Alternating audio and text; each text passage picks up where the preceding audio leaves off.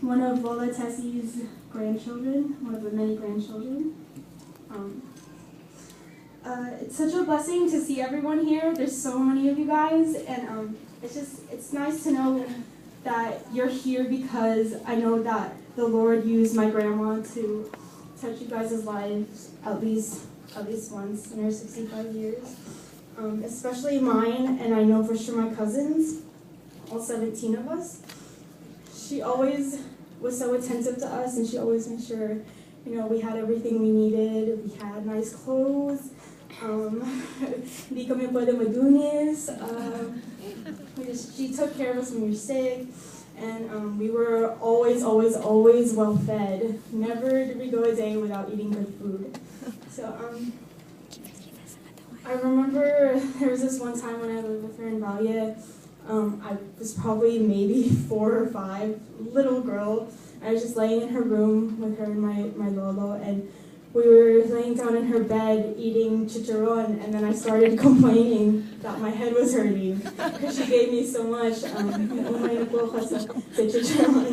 But I never ate it after that.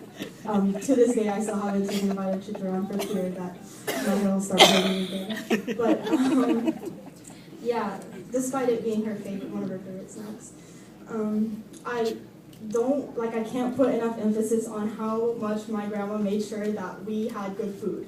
Every single day we had good food.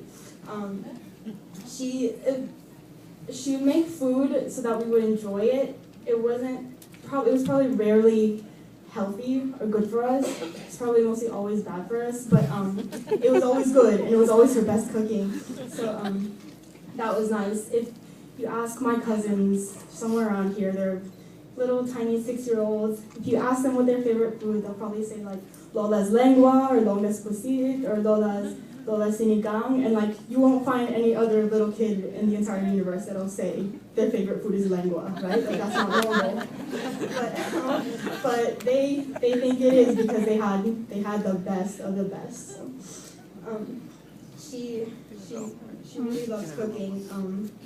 I would wake up most mornings in the summer and I would just be so hungry and I want to eat breakfast, but I just couldn't because there was no room on the table because Lola had all her ingredients laid out, so we couldn't find any space to sit. But she was always preparing for us and making sure that we had enough to eat. Sometimes too much to eat. Most of the time for me, too much to eat.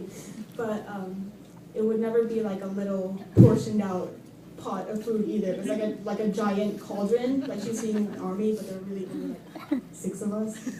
But there's one thing that I know for sure that she loves more than cooking, and that's this place. She loves PCC so much. She never stopped talking about PCC. She loved coming to church.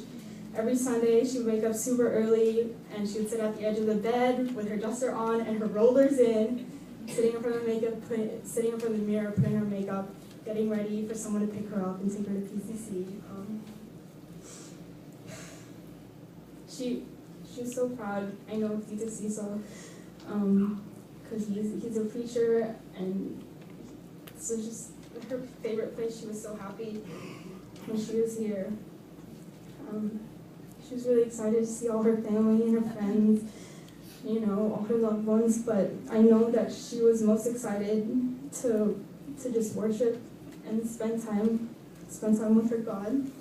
She was super persistent about that. Every morning, she would wake up extra early and just have quiet time before all the kids woke up.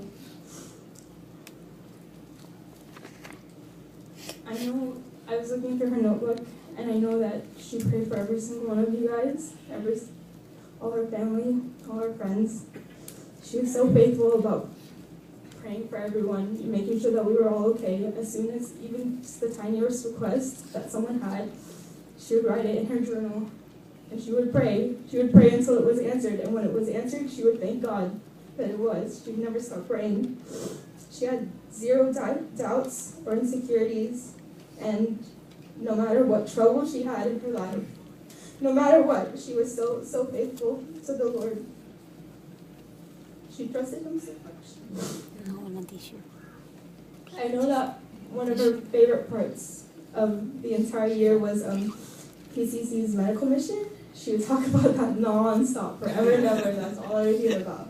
Medical mission, I'm going in February, and I'm staying for like 10 months, and even when it became like sicker, she became sicker and it became more dangerous for her to go out there and serve. She would still do it, doesn't care about her health, doesn't care. She trusted that God would give her the strength to go out there. I know she enjoyed so much seeing her friends and her loved ones come to Christ. And